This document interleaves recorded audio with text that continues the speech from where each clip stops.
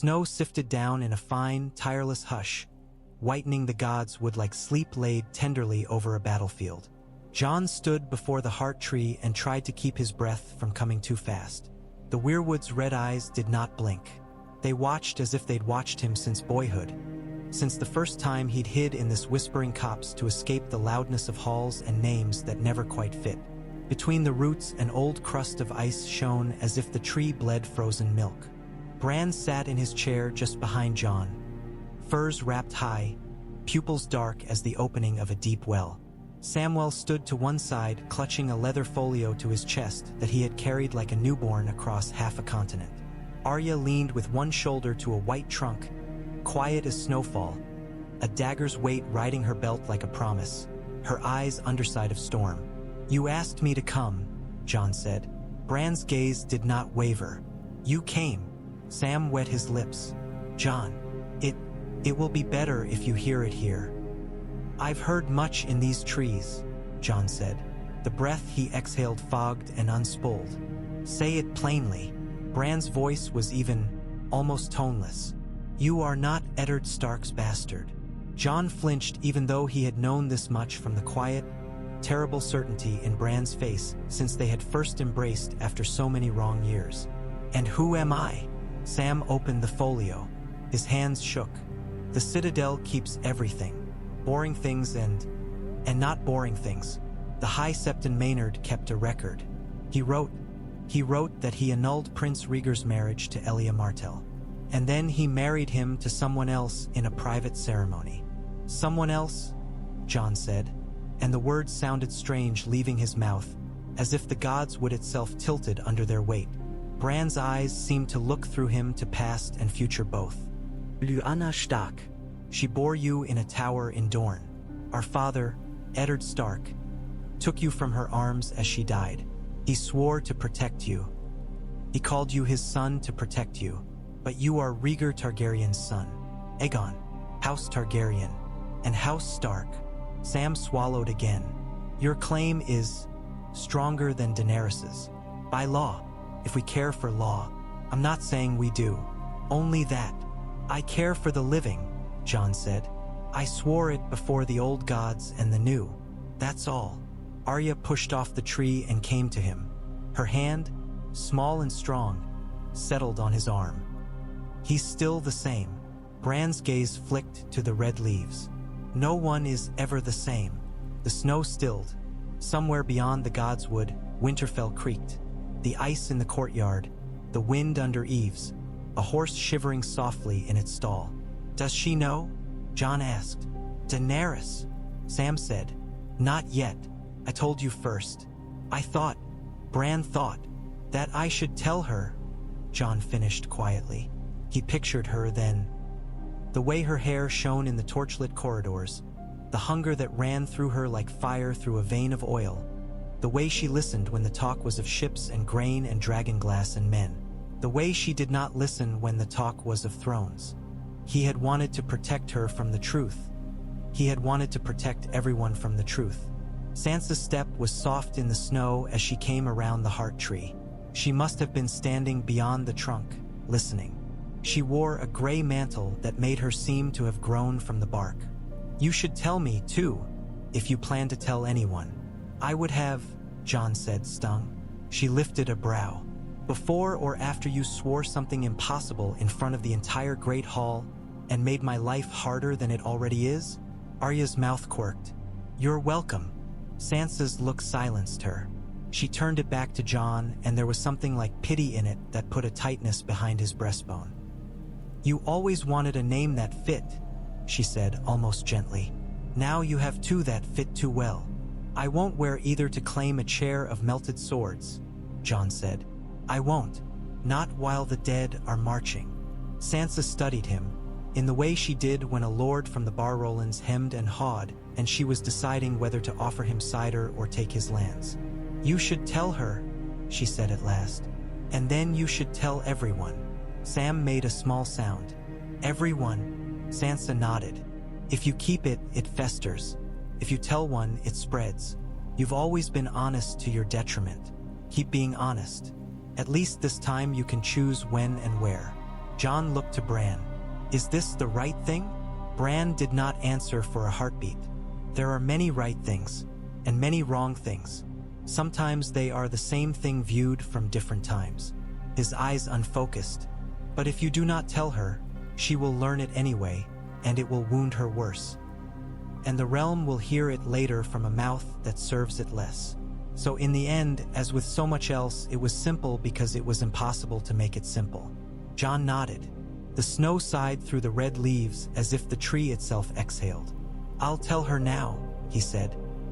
He found Daenerys in the old rookery tower they had given her for a solar, where a brazier burned low and the windows let in a white light that softened stone into vellum. Missandei sat by the fire with parchments splayed on her lap, and Grey Worm stood by the door with the stillness of a pond in deep winter. Tyrion had drawn a map across the table with little stone markers for fleets and little iron ones for gates and walls. The markers clustered like flocks trying not to be eaten.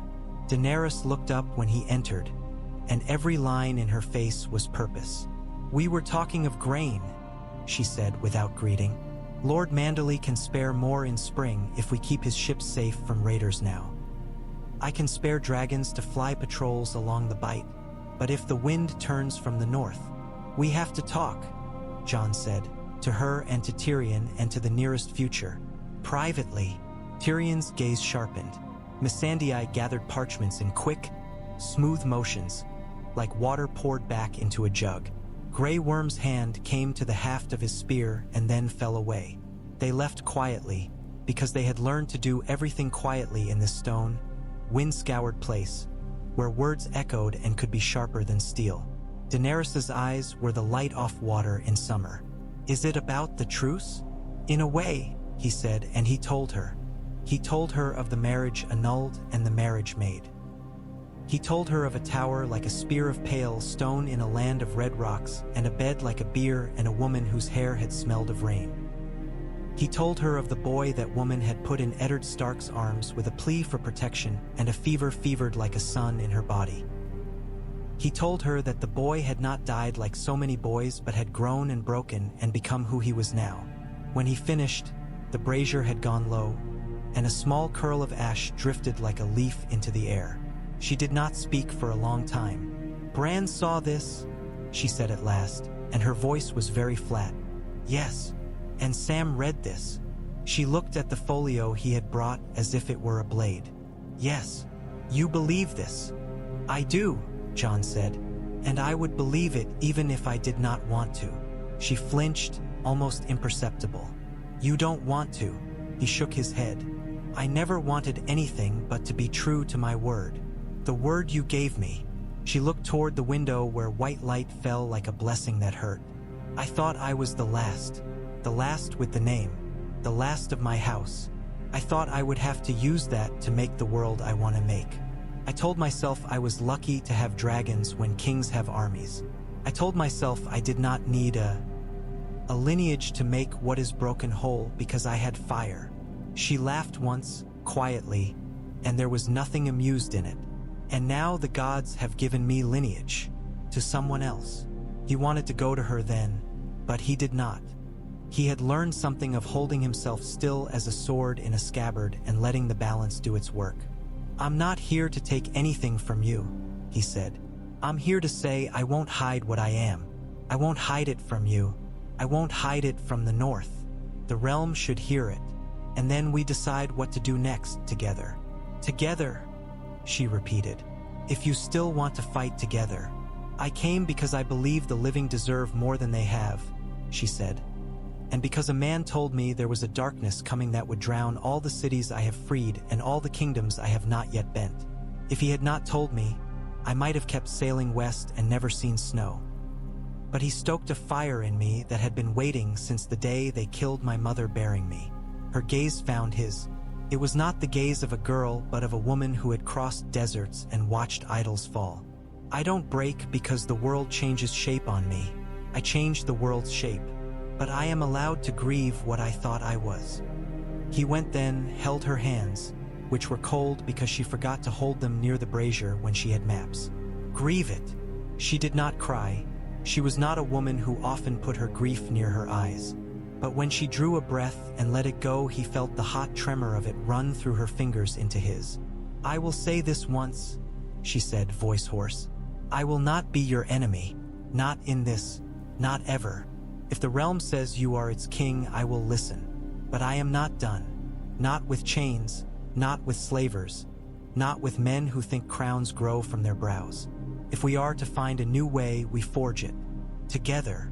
Then help me tell them," he said. The next morning, with the sky the color of an old blade, they called the lords to the great hall. Winterfell remembered how to be loud.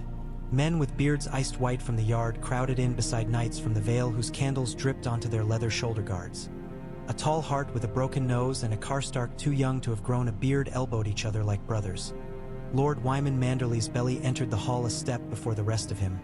His cheeks and eyes bright with that particular joy he felt for speeches and serving justice. Yohn Royce stood in bronze and made the light look like it had been poured on him from a tin ewer. Sansa took her seat in the high chair and looked like winter itself with a steady heart. To her left sat their young king who had never liked being called king, and to his left a foreign queen with hair like silent fire. Tyrion stood hidden behind the northern lord's shoulders, but whenever he shifted, the candlelight caught a glint of mockery in his eye that wasn't meant for anyone there but for himself. Jon felt every stare like a weight on the chest and lifted it anyway. "I have something to say that will change what many of you think you know of me. It may not change what I am to you. I hope it won't," he told them once, not glorid, not enlarged, spare as he could make it.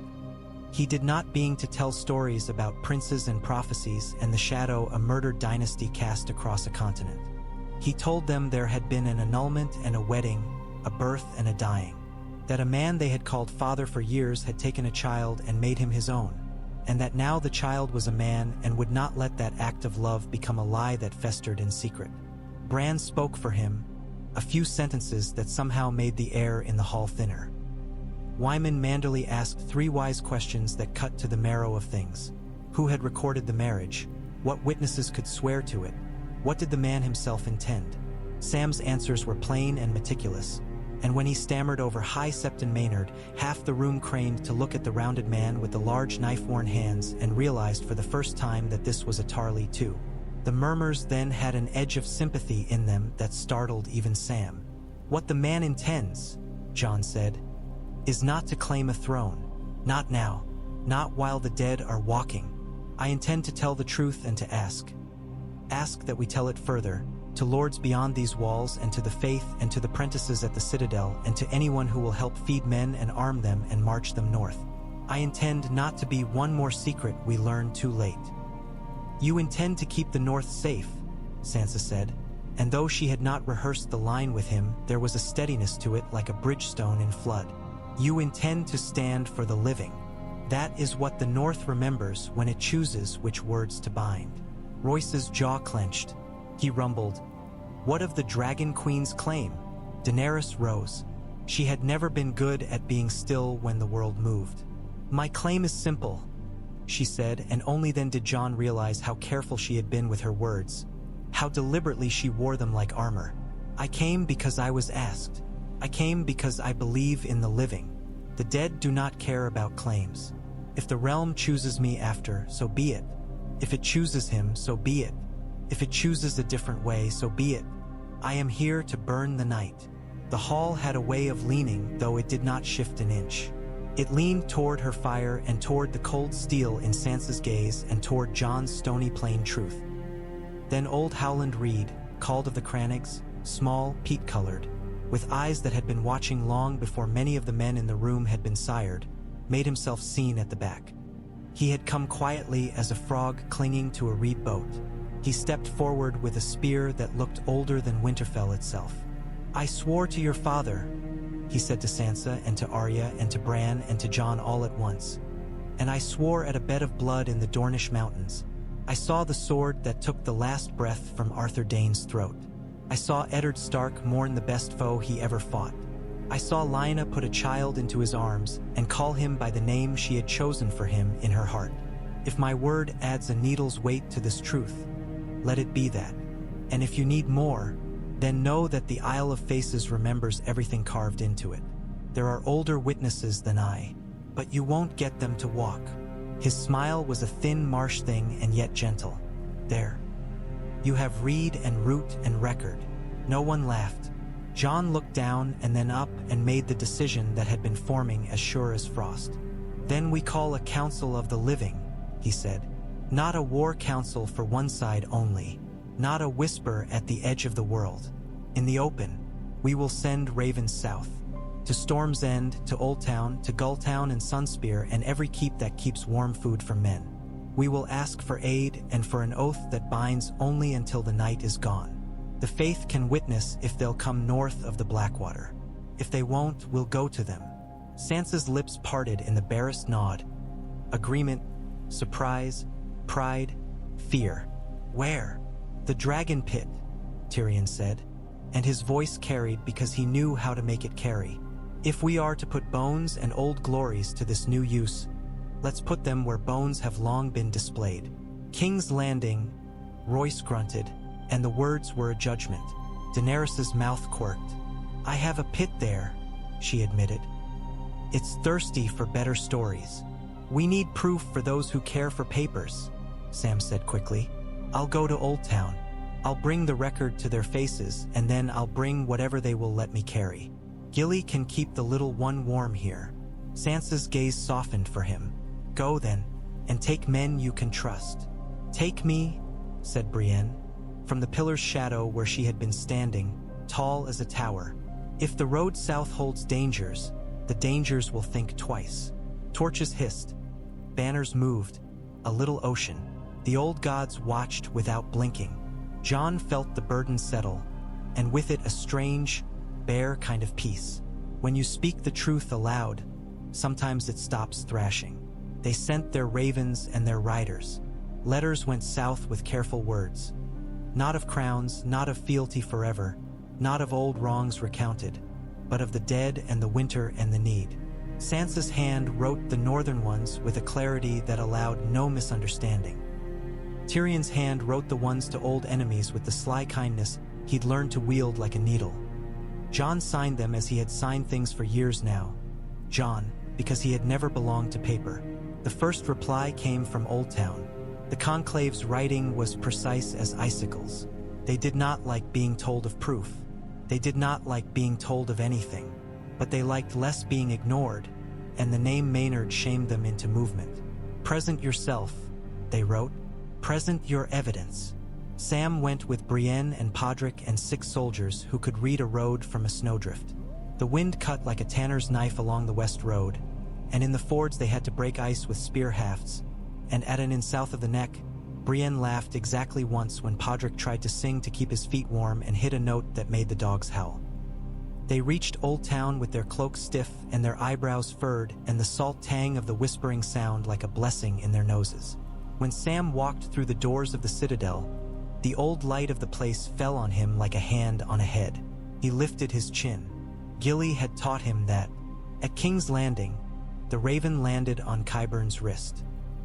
He took the letter to Cersei Lannister with his mouth's corners pinched upward like cruel clothespins. "United before the long night," Cersei read aloud, and her voice was honey to the ear and ascetic to the bone. How poetic, and how naive.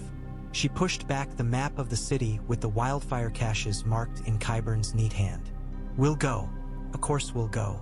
We're polite, but we won't kneel at a pit." Jaime watched her from the window slit. His hands and fists he hadn't realized he was making. He remembered a different king in a different hall and the smell of wildfire old as dragon bones. He remembered ash in his mouth. He did not speak because he had learned the shape of all her moods, and in this one words became knives, and he had enough in his back already. The letters went to Storm's End, where Gendry, newly made legitimate and still uncomfortable inside fine cloth, read the words and then went to the forge because that was where he knew how to be calm. Hammer on iron was like a heart on a hard run. Davos stood in the door and smiled like an old oak. "Aye, let's go see what kind of council it is." They went to Gulltown, where Lord Royce's cousin nodded once and said, "If Yon goes, I go," because some men made old promises when they were young and then kept them in a pocket to see them through.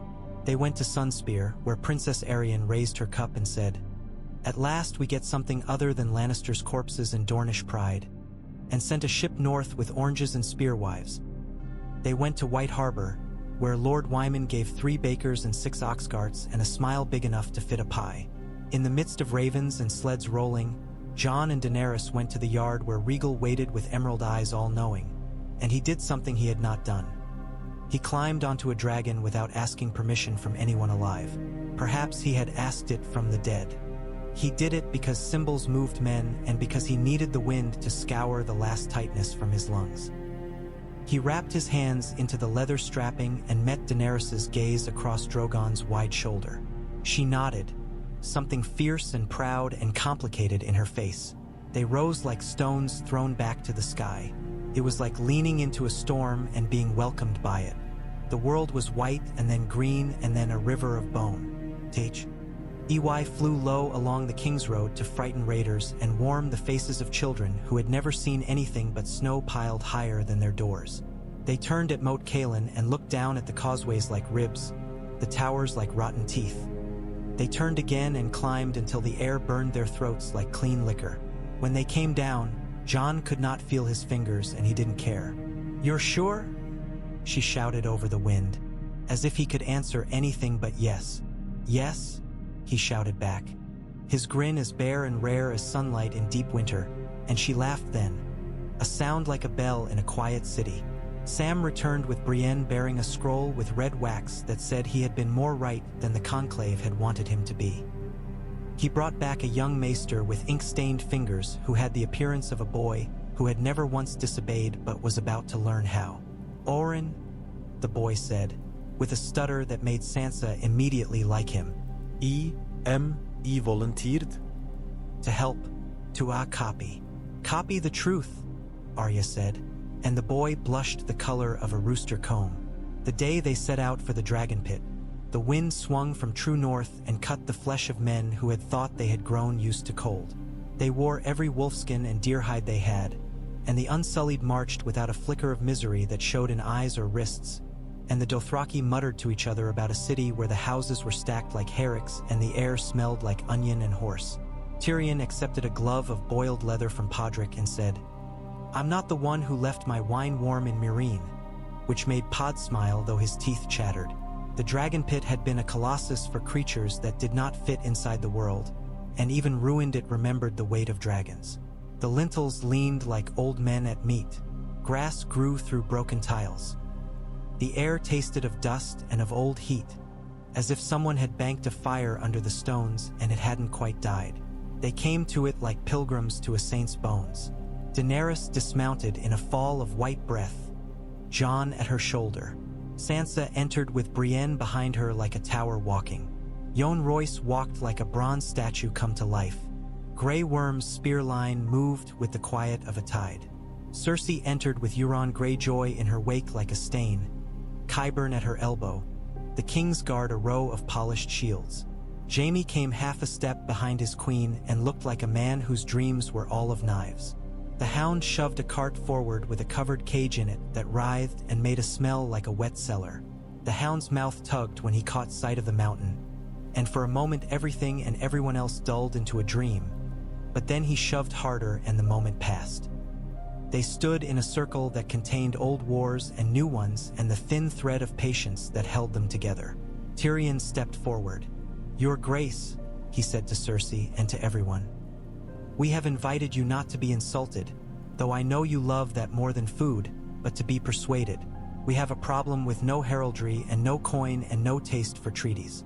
It doesn't sit a horse. It doesn't sit a throne. It walks until you stop moving, and then it walks over you." He nodded to the Hound, who whipped off the cover. The white flung itself at the edge of the cart and clawed at the air, jaw sawing. His eyes were not eyes. They were a cold coin minted by nothing human. Some men took a step back, some did not. Cersei did not, which was either bravery or pride wearing bravery's coat. The Hound chopped it into pieces, and it kept moving until Jon stepped forward with a dragonglass blade and carved the head away. He held up the little shard of obsidian to the weak light. "This stops them. Fire stops them. Valyrian steel stops the tall ones. That's what we have. What we don't have is time, or the leisure to be clever. He gestured toward the body parts crawling. This is coming. You can pick your fights, or you can join ours. Cersei's eyes flicked to the cage and back. You bring me a corpse and say it's a story. You expect me to send men north and leave my back open to enemies who have never yet taken a lesson not cut into their faces. Daenerys stepped to Jon's side. No one's back will be open because we will not stand back to back. We will stand in a ring and face out. The dead don't care whose sigil is on the banner they tear down. She drew breath and let it out. I will make this plain. I will not claim your oaths for forever. I ask for oaths until the night is gone. After, we will sit and decide what we shall be.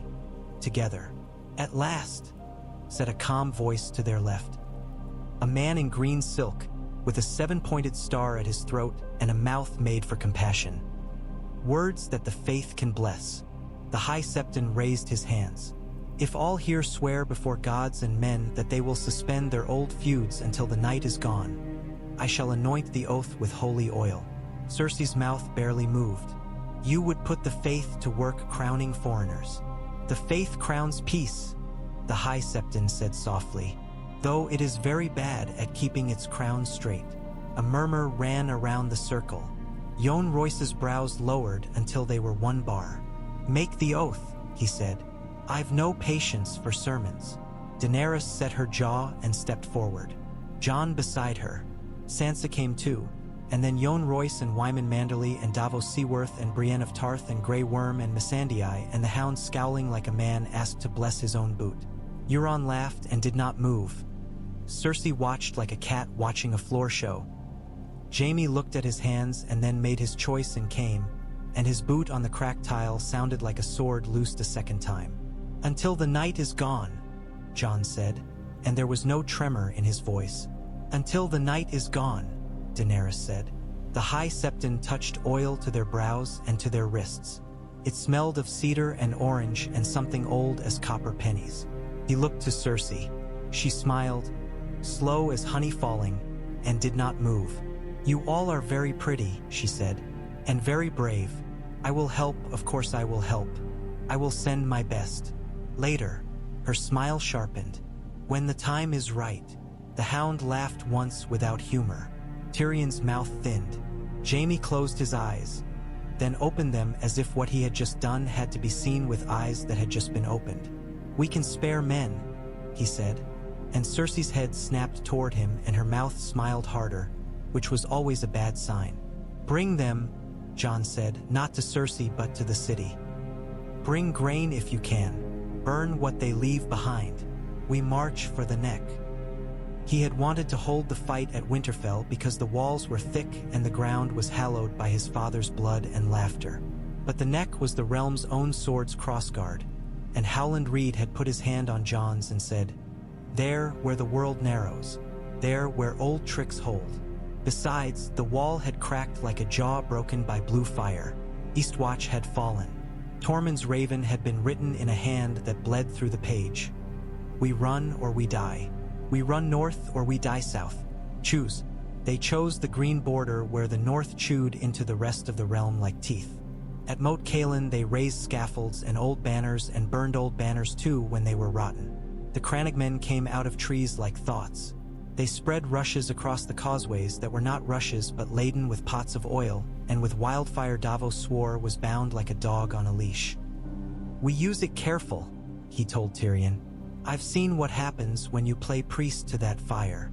Gendry and his smiths set up forges along the hard ground near the least marshy tower, and the ringing of dragonglass into spearheads ran on the wind like a song that learned to run. Unsullied stood their formations as calm as if they were in a courtyard. Dothraki tested the causeway edges and swore when their horses slipped, and then laughed and swore again and adapted because that was what they did when the world told them no. Sansa sent casks of barley bread and onions and pickled beets and salt cod and apples that were more bruised than apple now but tasted of something that remembered summer. She sent men with chits and slates to count how many men took how many loaves, and when they lied, she smiled and deducted later. Daenerys flew with Drogon above the reeds where the marsh fires moved like thought. Jon flew with Regal where the air had a knife edge. They carried ropes with bells in the day to spook the dead birds that fell out of the sky like black snow. At night, they carried fixtures of burning pitch to light their own landing. Missandei walked with the pike lines and said little that was not needed, but somehow men stood straighter when she passed. Grey Worm inspected the war camps and made small adjustments that rippled outward and saved lives. Arya vanished into the reeds and came back with Frog on a skewer and a grin she had not let many see since she had come home. The dead came like a slow ruin of stars. At first it was watchers on the northern dunes catching a glimpse that could have been a stand of winter-dead shrubs. Then it was a line of white far as you could see. Then it was sound, a dry chitter like fingernails on old board. The first wight to test the reach of a pike line stepped with its bones singing and never made a sound when the pike broke it. The second was a child-sized form with a woman's scarf still around its skull. Jon stood with Howland Reed and Davos and Jon Royce on the watch platform of a tower that had once been a proud thing and now only knew how to look ugly and hang on. The wind slid under his furs. He had long since realized there were no breaths deep enough for the hour before battle. "They test," Howland Reed said, and his voice had a little reed whistle in it from the cold. "They taste us." His eyes, sunken in a face that looked made of peat and knotted roots, watched without blinking. "They don't think, but something behind them thinks." "That," said Davos, pointing with the feathered end of a quarrel, "is our friend on the glacier." He did not name the Night King. Men had given too many names to kings. He did not need another. The White Walkers stood back at the line where frost was already forming on the marshwater's skin, beautiful and terrible in a way that was like deep water that looked shallow. The Night King was a stillness in pale blue. Behind him the sky had the hard, hard look of ice. "Hold," Jon said, though no one was moving yet. He turned. "Signal to the Dothraki to keep their horses back. No charges. No flanks. They want us to." A horn sounded from the left causeway. Jon swore, his beard icing in a breath. "Karstarks," he muttered. "Hot blood and ice on their boots." Men were already pounding forward with dragonglass pikes tipped down. The whites came on like flood water. After that, the carefully worked plan grew teeth and started to bite the men who had made it, as plans do when they meet the world. "Loose," Jon called, even though he had told himself he would not waste arrows on dead men. But when the dead are running like dogs in winter and your own blood is running, you reach for weapons that make sense to your bones. Arrows hissed like winter snakes. Oil lamps arced and burst. The crannock pots went up in strings like beads across the causeway, flame flowers opening and opening again. Whites shriveled where the fire ran. Where it failed to run, they did not. Daenerys brought Drogon down like judgment and laid a strip of fire along the left causeway that turned the ice to steam and then to glass and then to something that cracked and swallowed a dozen whites whole. The Unsullied advanced behind the heat like a wall-grown legs. Grey Worm moved with them as if pulled by a string from somewhere inside his ribs. On the right, Jon saw Arya standing on a broken parapet, small and easy as a thought at the corner of a complicated plan, raining thin knives into sockets that had once been eyes. Brienne held the line with a grim grace that had grown since he had met her on a windy hill with a broken sword. Each step she took back she made cost the dead 3 steps forward. Gendry, wild-eyed and happy because in battle at least things were simple, ran and never missed a rung on the ladder. He needed to be where a dragonglass scythe had snapped. They held, then they bent. He felt the line give in the middle like a bowstring drawn beyond the design of the bow. In the marsh to the far left, the ice formed in a shimmer and then a skin and then a plate. White Walkers stepped where no grown man would have set weight even in hard winter. They raised spears of ice that sang a high terrible note when the wind went past. "Now," Howland Reed said, and his crannogmen pulled on ropes hidden in rushes that were not rushes, and the wildfires that had been buried in clay pots ruptured inside the water. Flame leaped up along fault lines that had been cut and weighted with stone. The marsh burned. The world had not been meant to see that sight. It screamed at them with light. The whites went up like twigs. The White Walkers stepped back, for fire was still a language that taught. The Night King did not move. A moment later the screaming changed pitch. came from the sky. Viserion tore through the low cloud like something born of it, his blue fire a banner that made the world into glass. Drogon reared in the air with a bellow that shook the stones under Jon's boots. Rhaegal lurched to the side and beat his wings until men below fell to their knees from the wind. The Night King raised his hand and drew it down as if pulling a line taut. Viserion turned like a blade on a pivot and dove. "Down," Jon shouted, and he felt it in his teeth before he heard it. The crack of air that was not heat but cold, the taste of iron and snow. The blue fire struck the empty parapet where he had been a breath ago and carved it away. Men screamed without sound because the cold took their screams away. He threw himself up the broken steps and reached the landing platform where Rhaegal clung, slashing at the air for balance. Jon grabbed leather with hands burned and numb and hauled himself up. The first time had been terror like a cup of icy water flung into the face. The second time fought the mind harder because the mind knew what it would feel. He set his knees and felt the animal under him, the music of muscle and sinew. Daenerys rose beside him with Drogon, and the dragons wove a figure the old bards might have sung of if they had ever seen it. Two arcs crossing, two shadows on white. Viserion's breath bit the edge of Drogon's flame and turned it into a cloud that froze and fell in glittering knives into the marsh. Jon leaned forward until his chest ached, and Rhaegal responded like a thought and then like something older than thought. They closed. Rhaegal slashed. Viserion's jaw snapped. Drogon came from the sun's pale circle and laid fire along Viserion's side where the blue fire could not quite follow. The dead dragon screamed, a noise like iron ripping and a mother finding a crib empty. On the ground, the line broke once and then knit again. Men went down and rose again cold. The Unsullied did not flinch when the men they had just fought beside turned with the slow, sure move of a thing being wound up by someone else's hand. Grey Worm cut down 3 whites and then the 4th reached for him and he stepped aside and it grabbed empty air with those reaching fingers that never tired. Brienne took a cut to the thigh that turned the leg into a log but did not fall until Jaime reached her side and took her weight against his good shoulder for the space of 2 breaths, and then she mocked him for being slow and limped back into the line. Howland Reed touched Jon's elbow when Jon came down for a moment that could barely be called a moment. The old man's eyes were bright. "They won't spend themselves here," he said. "They didn't come to die. They came to half-die us and then run us." "They can run," Jon said. "We'll run them. We have to." That night the marshes smoked and the cold turned the smoke into lace that drifted and snagged on rush and spear. They dragged back the broken. They counted. Sansa's men counted, and then Arya counted because she wanted to use her own eyes.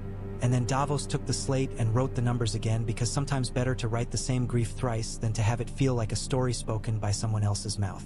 Tormund showed up at dawn with a grin of icicles and a laugh that could be heard before they saw the man from the frozen north appear like a walking bush wearing a beast. "You picked a good place to freeze your balls," he told Jon in simple admiration. "Good place for traps. The dead don't like being fools." "We bent them," Jon said. "You bent them," Tormund corrected. "You don't bend death. You move aside and then you jump on its back and bite it."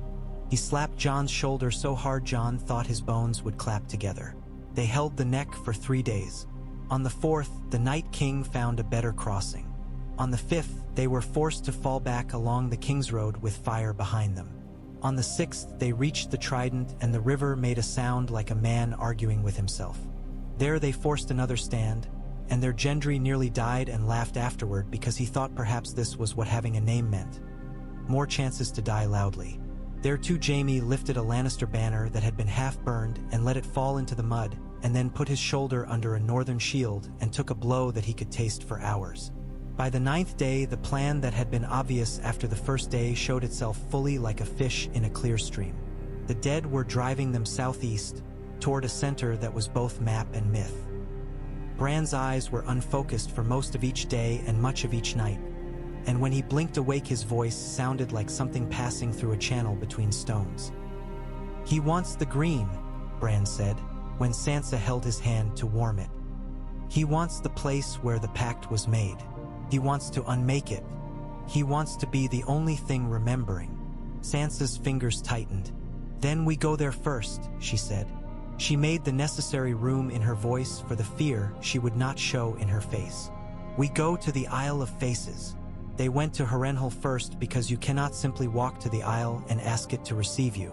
Harrenhal rose out of the mists like a nightmare someone else had left lying on the bed. The stones looked like they had been cooked in an oven then left to go cold and crack. They camped in one of the yards where the grass insisted on being green anyway. Arya looked up at the walls and felt a seam open in her chest, a memory of warm bread and the price of bread. She set her jaw and turned away. At dawn, Jon stood before the black rippling water and saw the isle like an old coin lying in a well. He went to the dock with Davos and Howland Reed and a half-dozen men who could be quiet out of respect as well as fear. A mist lay flat over the water. It looked like something that could be folded if only the hands were gentle enough. They pulled across with the little strokes that crannogmen used. The weirwoods on the isle were not single white trees. They were a grove. They stood with their branching arms and their faces carved with all the many subtle mouth lines of grief and love and judgment. The ground was soft and did not yield when Jon's boots set down upon it. He felt like a boy again who had found a room in a keep inn. No one else knew, and when he looked at Bran's chair, he understood that the boy feeling was still true and always would be. Some rooms were not for men. The children of the forest did not come because they were gone, or they were so good at being where they were that no human eye could fix them. But the isle received them. The air under the trunks had a different weight, like better bread. Bran's voice came stronger than it had in camp. "Here," he said. "I can hold him here, for a while, if you make a ring." Howland Reed said very softly, "I have stood here twice, once with men who wanted to break and once with men who wanted to mend. Let's have the third time be the longer memory." They built what they could build in 2 days. They set dragonglass stakes in rings at 3 distances and then in a 4th ring that was closer to Bran than he wanted. They sank wildfire pots where Reed told them the earth would not feed the flame too fast. They put pike lines where they could move back without trampling themselves. Grey Worm walked the distances and timed his rotations. Sansa walked the supply lines and marked where the women and boys and old men who carried the water would have to stand and how they could flee if they must. Tyrion measured the widths of space between tree trunk and post with a wine cup because his hands knew how large enough for a man to run really looked. Jon watched the sky. Daenerys watched him. On the 3rd day, Cersei's men arrived under Jaime's lead with bread and salt pork and 50 casks of something that burned when you spilled it on your hand. "I told myself it was wildfire," Jaime said dryly as Davos pushed the casks into the shade. "It is not." "What is it?" Davos asked. "Very bad wine," Jaime said, and Davos grunted and looked toward the swords, because he liked men who told the truth more than he liked good liquor. Cersei did not come. In the night, a ship with a kraken painted on its sail tried to edge into the quiet water like a thief crossing a nursery floor. Yara's ships found it and then took the crew's tongues so their screams would not frighten the water carriers or the children. She sent Euron's men back to King's Landing with a message tied to each wrist. "This is what happens to men who bite the hands of the living." Jon did not put her on a council. He sent her bread and said, "Thank you."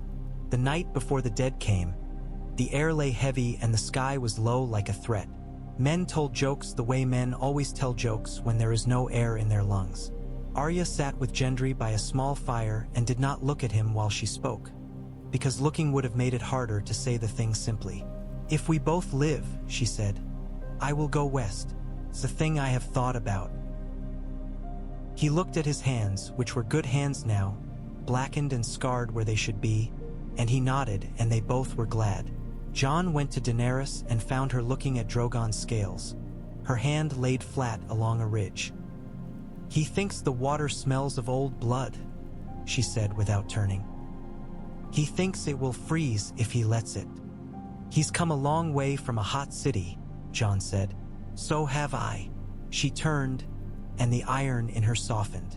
"I have been angry. I will be angry again.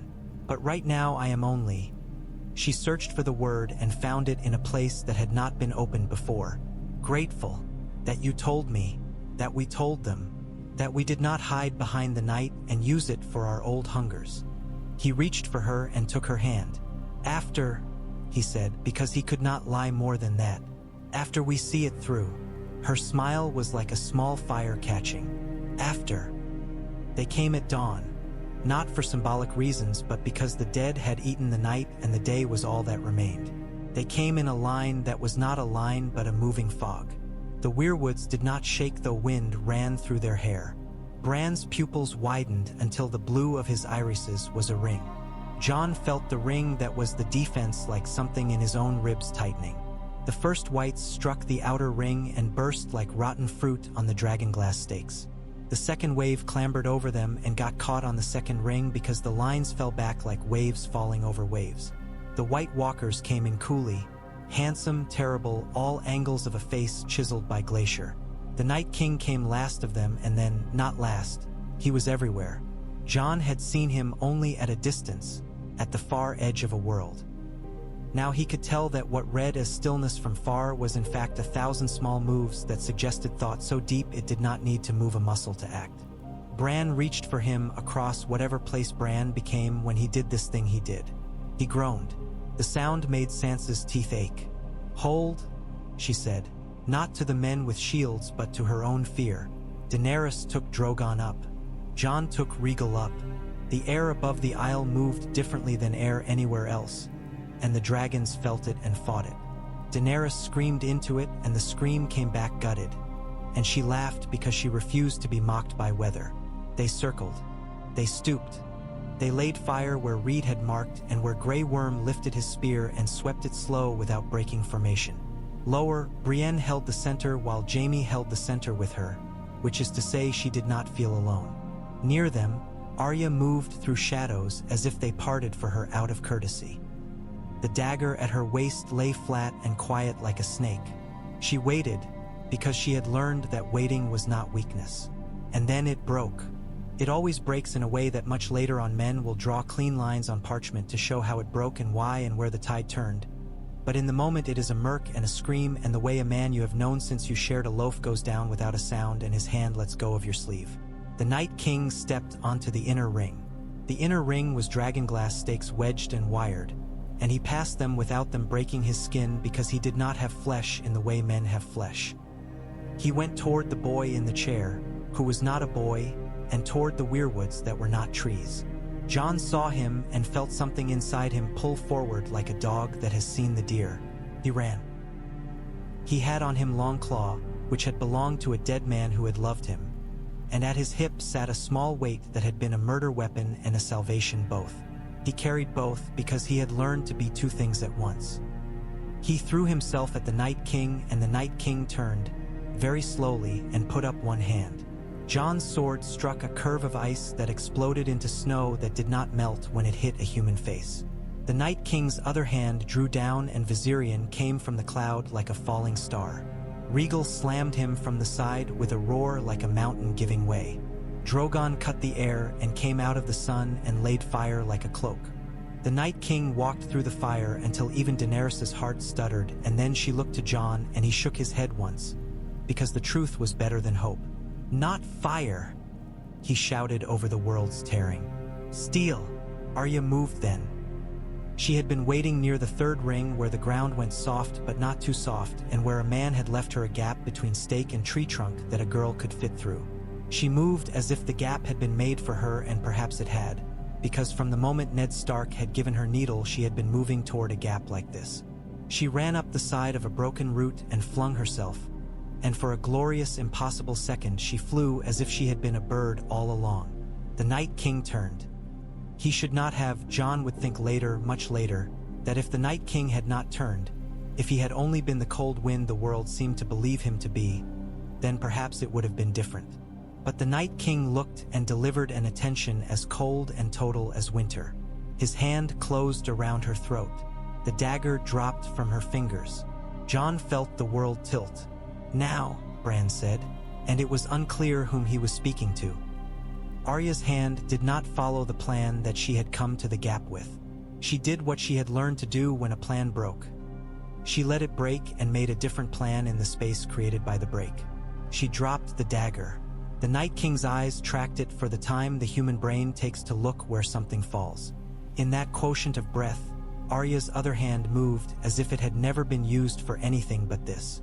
She caught the dagger by the blade and drove it not for the chest, not for the eye, but for a place beneath the breastbone where armor was bone and bone was pride. The dagger went in a finger's length, and then another, and then the Night King looked at her with a look so blank that for a flicker Jon wondered if he had imagined a face there at all. He broke like a river breaking when a dam goes. He burst like a bubble in cold. He came apart. The shock of it went out over the marsh and the river and the barrens and the whole of the world. Whites collapsed where they stood or scuttled one step like a spider whose leg has been plucked and then lay still. White walkers shattered like statue work. Viserion gave one more scream and ceased like a word in a mouth that has been sealed. Regal staggered and then steadied, gasping, if dragons could gasp, like a bellows in a forge. Drogon's head came up and he looked around as if he had lost something very important and then decided he had not and went to curl his neck around Daenerys' body. And she set her hands on his scales and closed her eyes for the space of 3 heartbeats. Silence came and stayed. It was not the silence of snow falling. It was the silence after a prayer has been answered in a way that leaves you both grateful and unsure what to do with your hands. Jon stumbled. Not from a wound, not from anything of the body. He went to Arya where she had landed on one knee, breath tearing in her like paper, the dagger still in her hand and blue with something that was not blood. He wrapped his arms around her. She was small and hard and warm and laughing under her breath, laughing in a way that had no mockery in it, only release. "You always were a show-off," he said raggedly. "Better than a martyr," she said into his shoulder. Bran exhaled. The sound was a wind coming down a valley. He blinked and the blue in his eyes returned.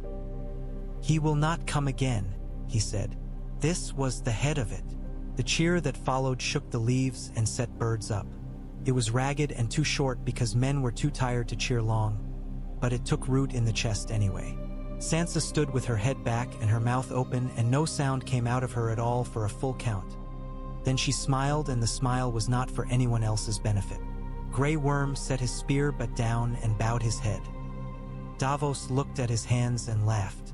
Brienne leaned her forehead against a weirwood root like a woman who had found a door and gone through it finally. Jaime stood beside her and didn't speak and didn't need to. They burned the bodies because fire is how you put a period at the end of a long sentence in this realm.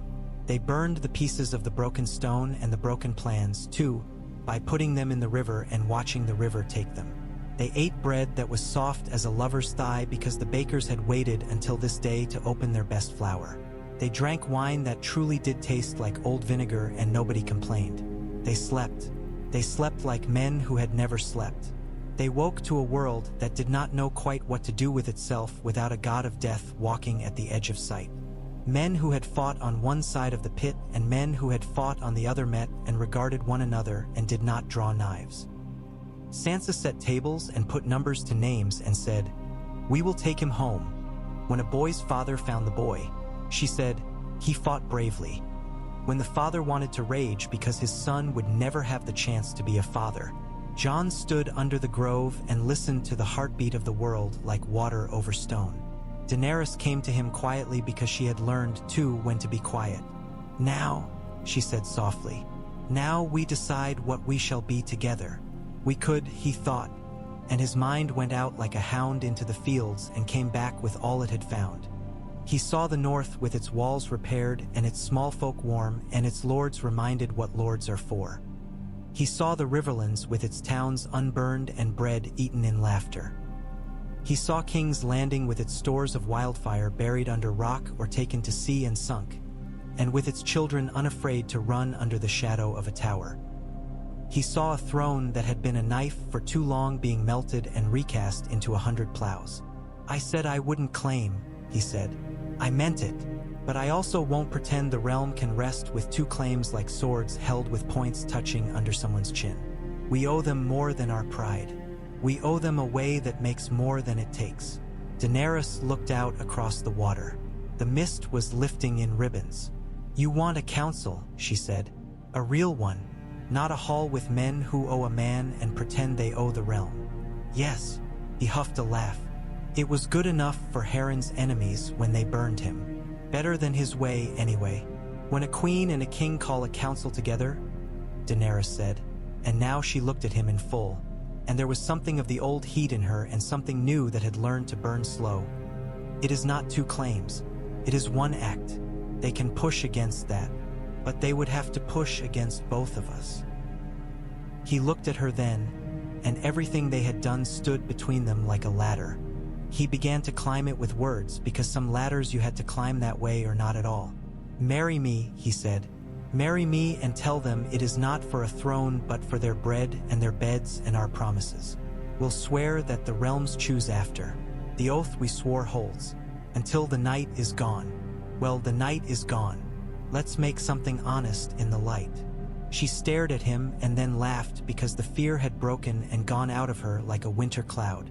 "You are a strange man," she said. "You tell me I may be queen, and then you tell me you will not be king, and then you tell me I am not your enemy, and then you ask me to be your wife. It is either very cunning or very stupid. I think perhaps the world will not know which, and perhaps that is the only way it works." He took her hands and held them where all could see if they looked. "I have been very stupid when I tried to be clever," he said, "and perhaps a little clever when I didn't try at all. This is the best I have." "It is enough," she said. The council convened in the dragon pit because men liked the idea of using old places badly used and remaking them. This time, the pits were clean. This time, there were no cages and no beasts dragged in chains. This time, the faith came willingly and sat where the sun could warm their old bones. This time, the citadel sent 2 archmasters and an agreement written in the neatest hand Jon had ever seen that admitted it had been wrong in several matters of history. It was read aloud. The archmaester's lips tightened, but he only said, "We are also wrong in our estimates of how long bread will last in humid weather. It is a relief to be wrong elsewhere." Lords came from Storm's End and White Harbor and the Vale and Gulltown and Sunspear and houses half burned in the Reach that had not promised to any queen in the last year but now came to promise to their own people. Edmure Tully came with a quiet gratitude that had taken the edges off his voice. He had been rescued from his cell by a woman with a name and no face. When Sansa had watched him drink soup, she had cried. He voted early to melt the throne. Cersei did not come. She sent a letter with Qyburn. It was short. It said, "I hope your dragons choke." Tyrion read it aloud with a straight face and then folded it so neatly you could hardly tell it had been unfolded. He gave it back to Qyburn with a bow that was so graceful it was an insult. Qyburn bowed back and went away. "We do not need her to make a good thing," Daenerys said simply. "Let her sit in her tower and count the days. She is not good at counting." Jaime sat and listened and did not speak often. When he did, he said things like, "The grain gets weevils if you leave it long," and "The city will want to celebrate. Let them. It saves trouble later." He did not look at the door as if he expected her to come through it. He did not look at Brienne as if he expected her to save him. He sat a man with a mouth that had cut and now could cut cloth. Sansa spoke and men learned to love the sound of her voice. "We will do a census," she said to the little grumbles that rose like flies. "Yes, a tally. If you don't know what you have, you can't make more of it. The North will not starve a second time on my watch because we made a guess and called it a plan." Jon spoke less because he had never loved long rooms. When he did, he told a story about a wildling who had laughed in the face of a king and lived. He told them about a boy who had been lost and then found and then lost again and kept going because of a promise made in a godswood. He told them about a dagger passed from hand to hand and not always used for murder. He told them, "We can make a country like a vow." Bran rolled forward once, and the light caught his face so for a moment he looked like a carved thing. He said, "You cannot cut away everything that hurt you and expect to make a hole. You must use some of it as mortar." They all nodded as if they had understood because perhaps they did. They voted. It was not unanimous because the world had never seen unanimity. It was enough. The throne would be melted. The realm would be organized into wards and wards would choose wardens who were not always the sons of those who had been wardens. The faith would bless the harvest before the crown took its 10th because the gods were owed before men who called themselves gods. The citadel would fund orphan schools in each ward so not all wisdom would belong to old men with ink-stained fingers. The wall would be rebuilt in places. The Night's Watch would exist, but as a promise of vigilance rather than as a pen for ill-born and unlucky. It was written down. It was done. They brought the throne from the hall where 1,000 petty tyrannies had been argued, and the one great tyranny had sat like a bird's nest of knives made by men who did not have to sit on it. Drogon breathed on it once, twice, 3 times, and when he had done there was a long ingot of red-hot metal and a puddle of iron and a puddle of what the girls watching from a distance were sure was old blood. The ingot was carried to Gendry's forge. He made it into 1,000 nails for 1,000 plows. He burned his thumb once and swore, and Arya laughed from the doorway and then disappeared when he turned, because she had said she would. They wed without crowns and without too much pomp, because too much pomp made men angry, and because the snow had not finished with King's Landing. Fell very gently, like a benediction. The High Septon put a line of oil on Jon's brow and one on Daenerys's, and then wiped his hands on a towel and grinned like a man given a second loaf for free. "The realm asks you to keep your promises," he said. "I think it is wise. They ask for children too," Tyrion muttered to Missandei, and Missandei blinked very slowly, and then laughed and covered it with her hand, and Grey Worm's mouth did something that, for him, counted as a smile. Sansa stood to one side and wore gray and looked very proud. She had sent ravens to half the realm that morning about grain quotas and about a child who needed a midwife in a little salt village where there had never been such skill. She had sent her heart to Arya in a letter that said only, "Go, and come if you ever wish, and my door is the door you can always open." Bran sat beside her, and the blanket over his knees was one someone had made in the far north of the north, with little black stitches that looked almost like ravens if you squinted. Jaime stood behind Brienne with his good hand on the pommel of his sword, as if he meant to be a wall for someone else for as long as he had left. Davos shook hands with a man from Sunspear, and they argued cheerfully about fish. Wyman Manderly sang loudly, and off-key, and nobody hushed him. After, in the Godswood of King's Landing that was not so much a godswood as a small grove stubbornly uncut inside the walls, Jon and Daenerys stood under a weirwood that had been brought from the north as a sapling 40 years before and had never taken to southern earth but had not died either. The leaves were thin. The face cut in it was kind. Jon touched the bark and felt it cool under his palm. "I will go north," he said. "I will go often. I owe them." "You owe them," she agreed. "And the South owes you. We will split our seasons.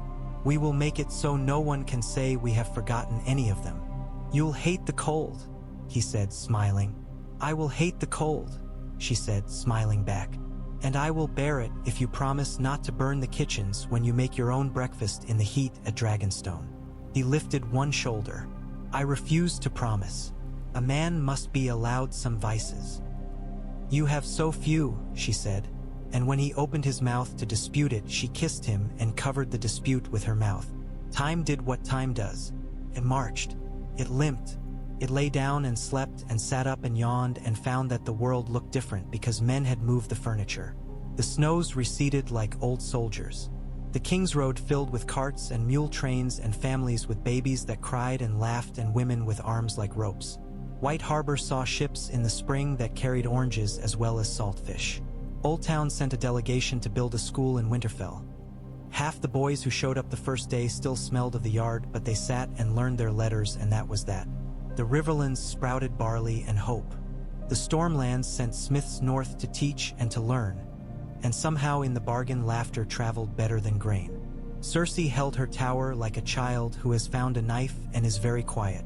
She plodded the way a widow plots, slowly with knitting needles.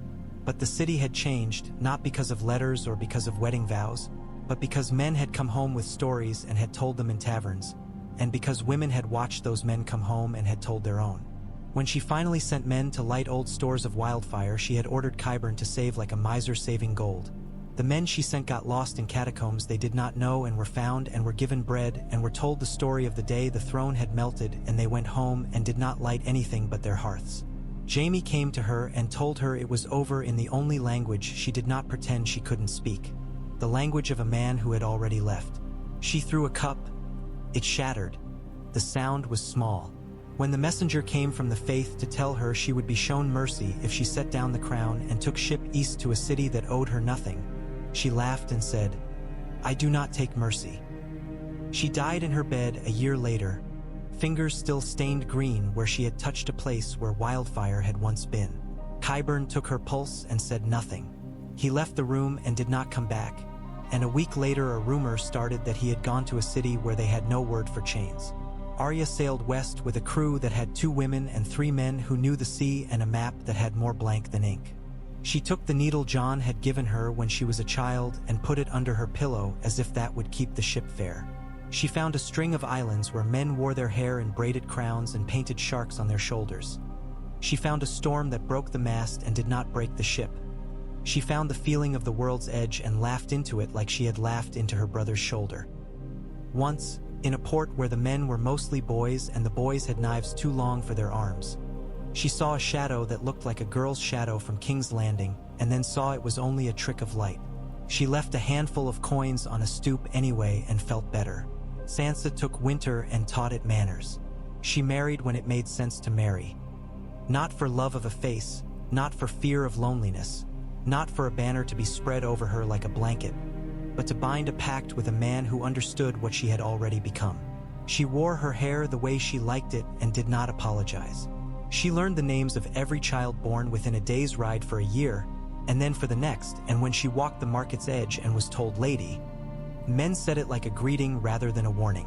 Brienne trained boys until her bones ached and trained girls because why not, and once a girl from Deepwood Mott knocked Podrick on his ass and the entire yard cheered. Jaime visited in spring and in autumn, and he and Brienne walked the wall and did not speak and then spoke too much and then laughed, and it added up to something that looked very much like a life. Davos sailed south and then north and then east, because he had a son's grave in one place and a boy's laughter in another, and men brought him hard problems because he looked like he knew where to put them down. He set up a school by the sea in the Stormlands for children who had learned to steal before they had learned to write, and he hired a woman with hair like tar and a whip of a smile to run it, and she never once called him Sir. Tyrion drank less than he had before and stood more. He made 3 friends and no enemies he could not see, which for him was as close to contentment as the gods had allowed. Missandei taught languages in a room off the king's hall, and sometimes watched men find their own voices like girls finding their first shoes. Grey Worm went back to Noth with 100 men and they planted trees, and when he died years later they carved his name into one with a knife he had made himself. Jon and Daenerys did the thing they had promised to do. They moved. They went north and south and then north again, and when the snow fell on the city they held a market in the great square and paid for all the bread out of the royal purse, and men told them that this was stupid and they did not care.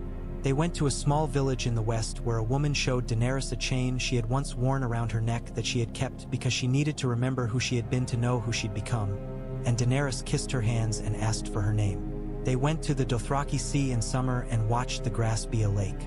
They went to the wall where it had been repaired, not as high, not as numb, and Jon put his hand on stone and felt a sensation like the first breath after drowning. Once, in spring, they stopped at the Tower of Joy, which was not a tower anymore but a pile of stones that might once have been a tower if you closed your eyes. Jon stood where a bed might have been and the wind changed and he could smell rain. He closed his eyes.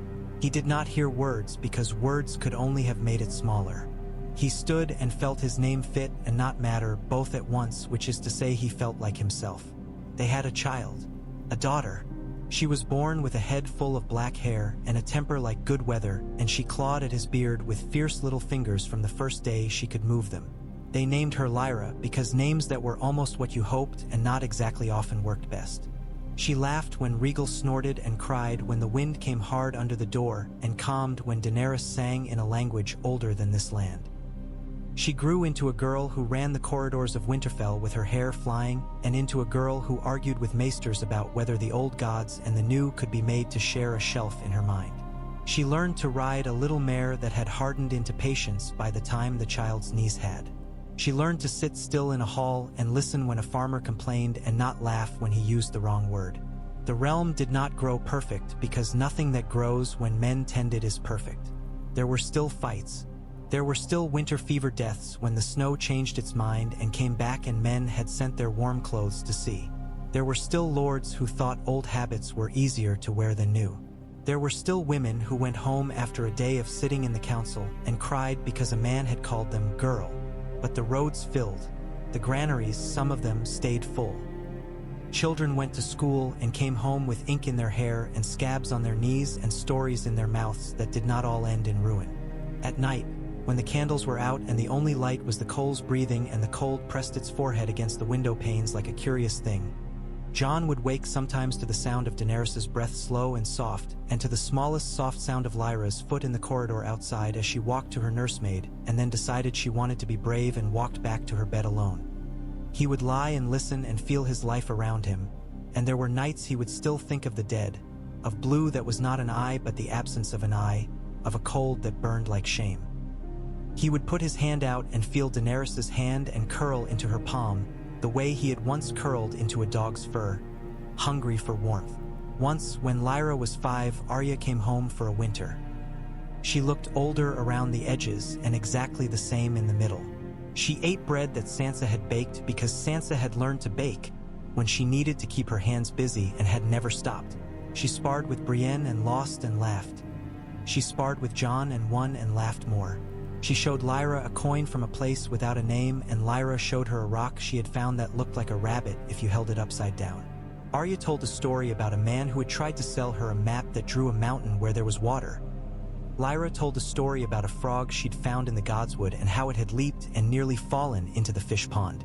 Arya kissed her forehead and took the coin back because you cannot give a child such a coin and expect a parent to sleep. On a fall day that smelled of apples and iron, Jon rode out to a small rise above the King's Road where a new stone had been set. He went alone because sometimes a man goes to talk to a stone alone. On the stone was carved a name he had not known as a child, a name he had learned in a Godswood when the snow fell like a secret. He knelt. He put his hand to the stone. "I did not make a throne with your name," he said softly. "I made a country I can live in.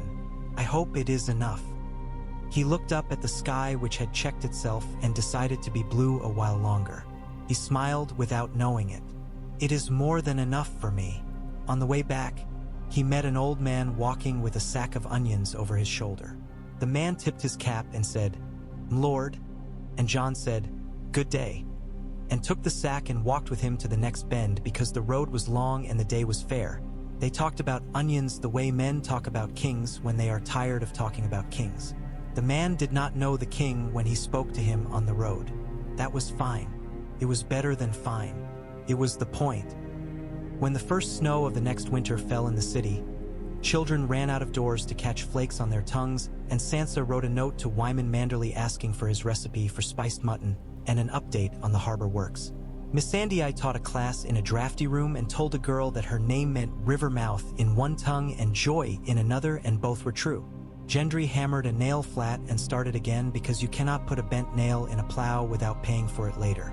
Davos told a boy to go home and tell his mother he'd be late for supper because he had to learn to tie a knot properly or he'd drown, and the boy went and came back. Grey Worm in Noth looked out at the sea and remembered a whispering sound and smiled. Daenerys sat with Lyra and told a story about a place with buildings so tall they let you forget the horizon. Jon went to the yard and swung Longclaw and felt the weight of it and the memory in it and set it down. He looked at the sky and saw a dragon pass across the sun, only a shadow, and for a moment, very briefly, he felt as if he were still a boy with a secret in his chest. Then Lyra's voice called to him and the secret became something else, something given away and returned, something like a country's breath in winter. He went to her, many years later, when men told stories of the long night and the day the Night King broke like glass. They argued over which moment had mattered most. The dagger at the throat, the dragon in the clouds, the oath before the pits.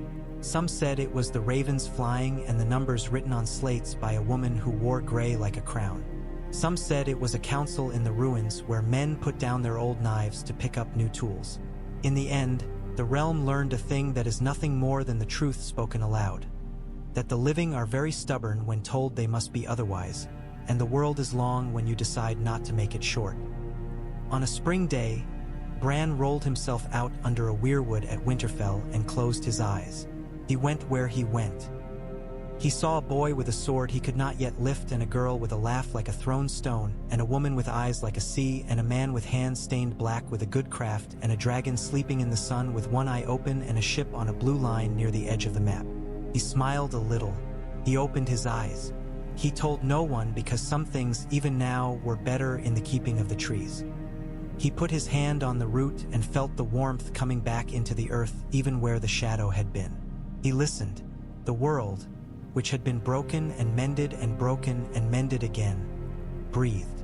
It sounded like the wind in the red leaves. It sounded like men at work. It sounded like children at play. It sounded like the thing they had made together in the light.